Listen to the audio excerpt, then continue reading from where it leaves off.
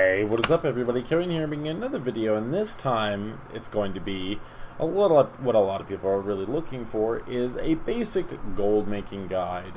This is mainly going to address dailies as well as the daily dungeons that you're going to be doing, as well as the instance that you pretty much would want to chain run in the, at least in the current situation that I have, the current knowledge I have of beta. So without further ado, let's hop in.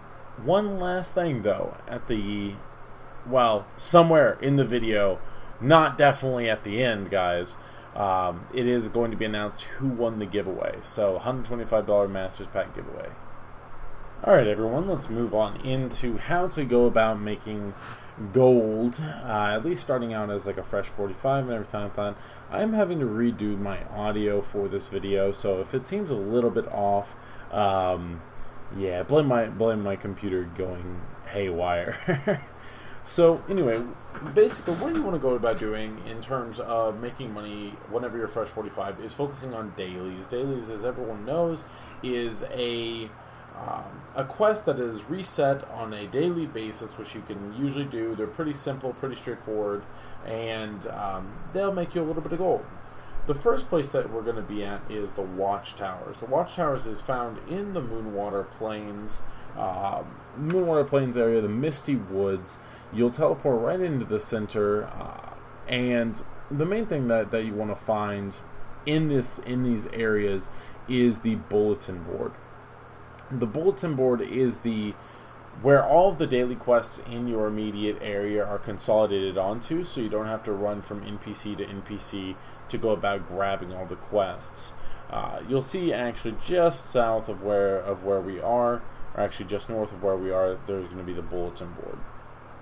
So all these quests are fairly easy to do, outside of one or maybe two, which you would probably want to have two people for, but for the most part everything is completely soloable.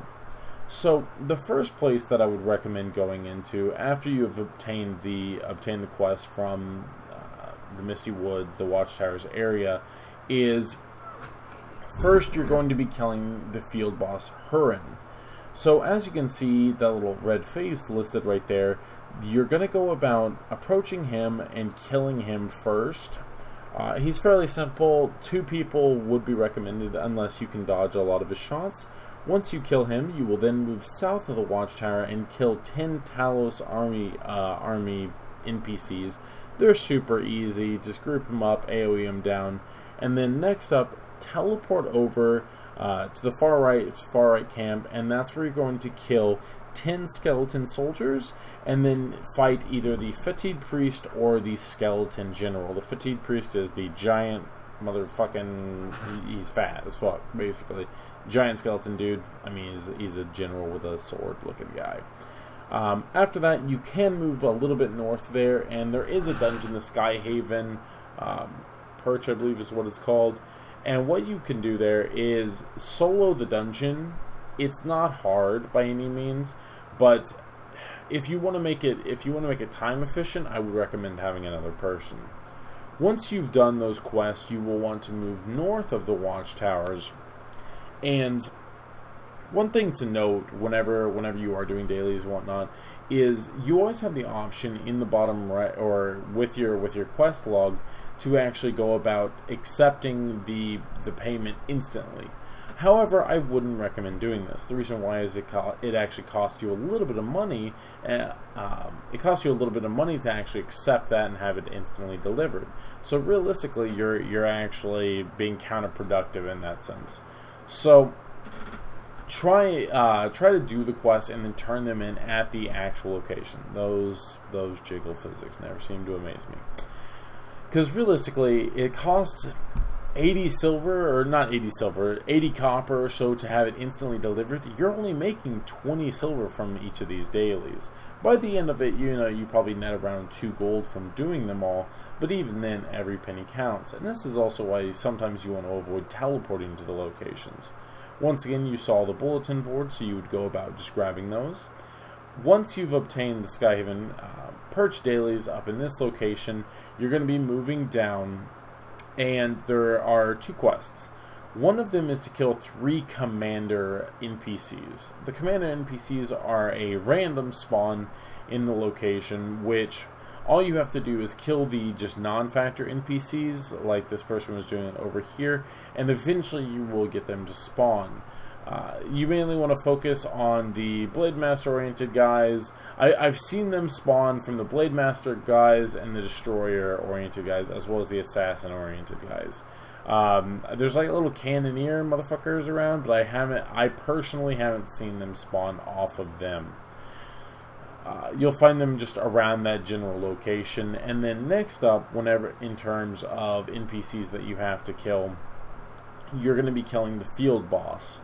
God, what is his name? Like Sajid or something along those lines.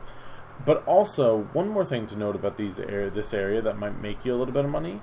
These mobs drop the Mercenary Bopay, or Soul Shield, which can be used to, it's a very, very cheap and effective method whenever you're first starting out to maybe save a little bit of money for crit Bopay. So here's the boss NPC in the field. There is an assassin soloing it, but I decided, hey, I'm going to help you out a little bit.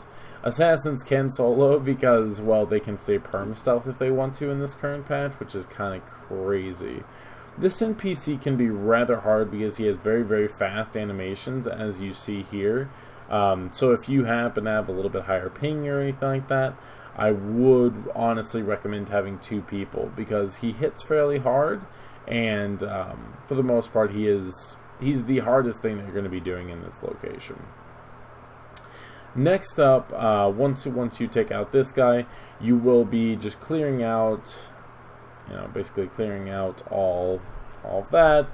Go in, turn in those quests, and then you'll actually be moving down to a different location outside of the Misty Woods. One more area of note, however, is that you can always go to the south PvP camps, which you'll notice the red and blue camp in the south there.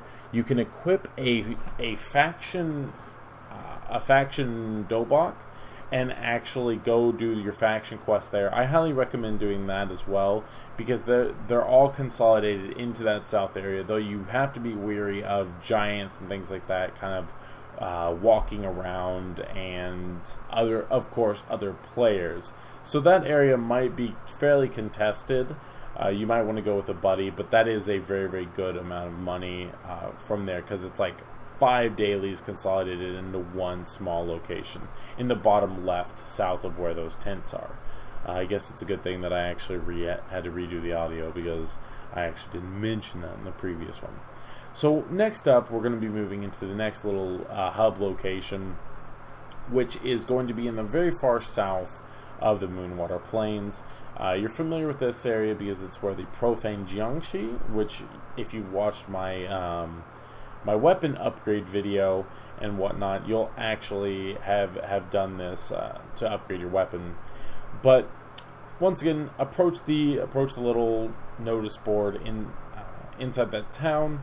Obtain the 3 quests. They're 3 quick and easy quests. One of them is to kill 10 skeletal soldiers in the area. That's very simple. You'll see the red markers on your map where they're located. Next is to kill the hungry, angry ghost or whatever it may be. He is he's honestly a very, very easy boss to solo, so you don't need any help with him. He's on the north side there. And then lastly is, of course, the Profane Jiangshi. Of course, this guy, the Profane Jiangshi, is pretty hard to solo, so I would recommend having a friend or just other players around. Go to the highest populated channel, probably channel 1. You're probably going to find people killing this, especially shortly after launch. Once you complete all these are your basic dailies. These are your basic dailies. You might have made around 2 gold plus maybe some copper drops, which can add up. But then next up, what we want to do is consider the dungeon dailies. So as far as dungeons go, there are the 4 basic dungeons that you want to complete, at least as of right now. This is very subject to change come release and whatnot. However, the 4 that you want to run: the Skittering Tunnels, the Hall of Ogong, the Brightstone Ruins, and lastly Pigsty. Each of these is going to be, upon completion, getting you about 40 silver. Not to mention, each of these dungeons drop different weapon skins. The different weapon skins, if you say queue up in Cross Realm and get 2 Kung Fu Masters, 2 Destroyers, or whatever it may be, and that weapon drops, it is very likely, or it's rather a possibility, that they're going to go into a little bit of a bidding war with each other. I've seen these weapons go for 5 gold, 10 gold, or whatever it may be.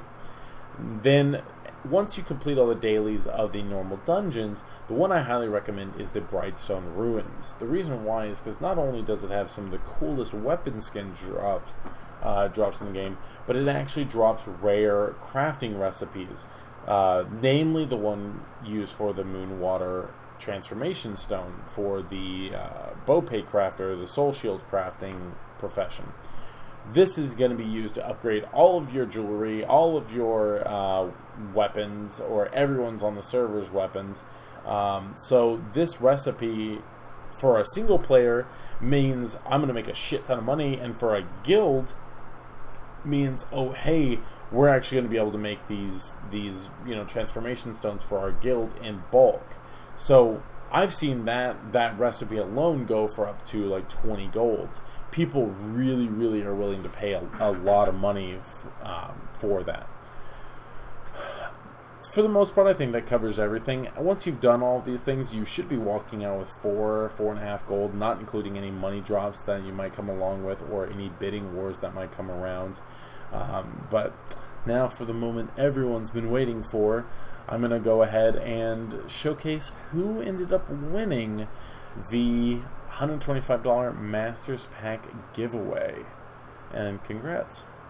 Alright everybody, this is going to be the moment of truth. I just wanted to have this, actually recorded so it's not hashtag rigged like a lot of you believe.